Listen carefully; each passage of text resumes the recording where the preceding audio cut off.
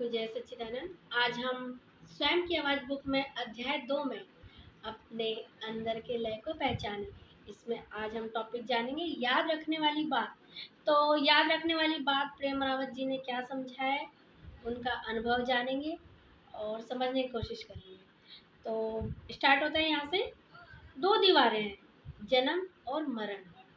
और जब हम दूसरी दीवार के नज़दीक पहुँचने लगते हैं जो हमने अपनी कल्पना से बनाई है, तो हमारे मन में डर सा बैठ जाता है। मृत्यु की चिंता बहुत बड़ी, बुरी और ध्यान को भटकाने वाली चीज हो सकती है, शायद सभी समस्याओं से बड़ी। अगर हम सावधान नहीं रहेंगे तो अपना जन्मदिन तो हम हर साल में एक बार मनाएंगे, पर मृत्यु के बारे में हर दिन सोचेंगे। और ये सबसे बड़ी विडंबना है। मृत्यु की चिंता में बिताया हर पल इस अनमोल जीवन की बर्बादी है। हमारी हमेशा जीने की इच्छा इतनी प्रबल होती है कि हम आज को ही जीना भूल जाते हैं। आगे है, चाहे हम जितनी भी कोशिश कर लें, एक समय के बाद दूसरी दीवार के पार जाने से बच नहीं सकते हैं। यहाँ तक कि हम में से सबसे अधिक समझदार, या शायद मुझे ये कहना चाहिए कि अक्सर हम में से सबसे सयाना भी इस प्राकृतिक सत्य से विचलित हो जाता है कि हम यहाँ हमेशा रहने वाले नहीं हैं, सबको एक दिन जाना है। आगे है, इसके बारे में एक पुरानी कहानी है जो मुझे बहुत पसंद है।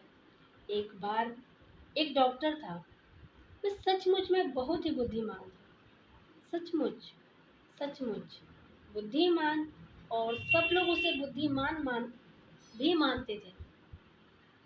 उसने अपने जीवन के काफी साल लोगों का इलाज करने में लगाए थे, पर अब उसे लगने लगा था कि मृत्यु उसके करीब है और वह जाना नहीं चाहता था। तो उसने एक योजना बनाई। वह जानता था कि मौत सिर्फ उस अकेले को ही ले जाएगी, दो को नहीं। तो उसने बिल्कुल अपने जैसा ही एक पुतला बना लिया। वह बिल्कुल उसके जैसा था और उसे अपने बनाए हुए पुतले पर बहुत गर्व था। आगे है, एक दिन बिना किसी सूचना की मृत्यु आई और उसने 2 डॉक्टरों को बिस्तर पर लेटे हुए देखा। उस डॉक्टर को ये आभास हो गया था कि उसकी मृत्यु होने वाली है, इसलिए वह पहले से ही अपने बनाए हुए पुतले के बगल में जाकर लेट गया। उसने बहुत चालाकी दिखाई। ये पुतला सचमुच में हूबहू उसकी नकल था। तो मौत हैरानी में पड़ गई। मैं तो सिर्फ एक को ही ले जा सकती हूँ, किसे ले जाऊं? उसने सोचा। उसने 1 मिनट के लिए सोचा, फिर वह बोली, डॉक्टर साहब, बधाई हो, आपने इतना अद्भुत काम किया है। ठीक अपने जैसा एक और पुतला बना लिया है, पर आपने एक गलती कर दी। डॉक्टर वहां लेटा हुआ था और मृत्यु के शब्द बार बार उसके मन में घूमने लगा। उसने अपने मन में सोचा, क्या गलती? मैं गलती कैसे कर सकता हूँ? ऐसा हो ही नहीं सकता। थोड़ी देर बाद डॉक्टर से रहा नहीं गया और उसने कहा, पर मैंने कोई गलती नहीं की है। तब मृत्यु ने कहा, यही यही गलती की है। आगे है, डॉक्टर अपने घमंड के कारण चला गया। हम लोग परफेक्ट प्राणी नहीं है। माफ कीजिएगा अगर ये आपके लिए नई खबर है और हम अपनी मृत्यु से बच नहीं सकते हैं।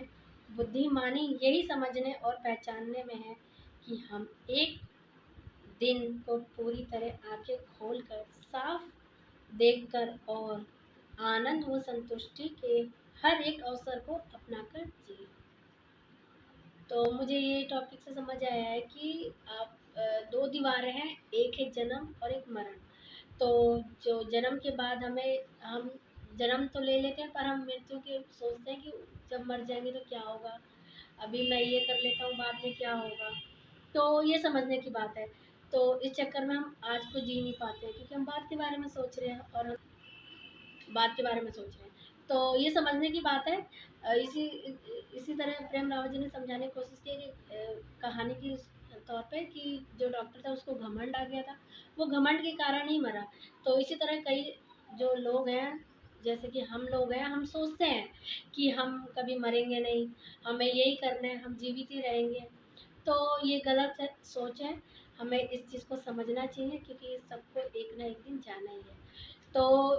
तो ये प्रेम रावत जी का ये कहना है कि जाने से पहले आप उस चीज़ को ना सोच के आप अपने अभी को जियो, आज का आनंद लो। तो अगर जाना ही है तो आनंद लेके जाओ। तो ये समझने की बात है। अगर आप प्रेम रावत जी को समझना चाहते हैं तो मैं उनका लिंक डिस्क्रिप्शन में डाल दी हूँ, आप जाकर देखिए, सुनिए और समझिए और कमेंट